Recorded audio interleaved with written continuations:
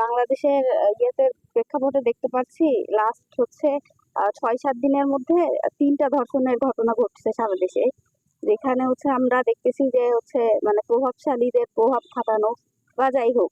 তো আমরা হচ্ছে পূর্বেও যেটা দেখে আসছি যে বাংলাদেশে ধর্ষণ হলে সেটা হচ্ছে বিচার এত দীর্ঘ হয়, যেটার ফলে হচ্ছে মানুষ যে ভয় বা আতঙ্ক বা সবকিছু মিলায়ে হচ্ছে এটাই মানে শাস্তিটা তো হয়ই না, বরঞ্চ হচ্ছে বলা যায় যে শাস্তির যেই প্রসেস সেটা ফলো করতে যে হচ্ছে আরো বরঞ্চ অন্যরা অনুপ্রাণিত হয়ে যায় যে আচ্ছা যাই হোক, যাই হোক না কেন, আমি যাই করে করে ফেলি না কেন, আমি হয়তো বা হচ্ছে প্রশাসনের সঙ্গে কোনো না কোনো ভাবে অথবা হচ্ছে জামিনের মাধ্যমে বের হয়ে আসতে পারবো।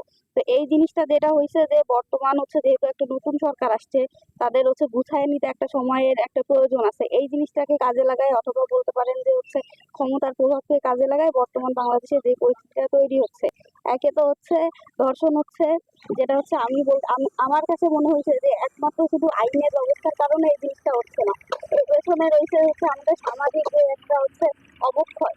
কারণ ধর্ষণকে আমরা যদি শুধুমাত্র হচ্ছে অপরাধ বলি সেটাও না, আমরা যদি হচ্ছে আমাদের আশেপাশের মানুষদেরকে, আমাদের পরিবারের দেখা গেল যে হচ্ছে যে ধর্ষণ করতেছে সেও কিন্তু একটা পরিবার থেকে আসতেছে, আবার যে ধর্ষণ হচ্ছে সেও একটা পরিবার থেকে আসতেছে। সেই প্রেক্ষিতে আমার মনে হচ্ছে যে হচ্ছে শুধু আইনি ব্যবস্থার অবক্ষয় না, সামাজিক অবক্ষয়ের কারণে এই জিনিসটা হয়েছে।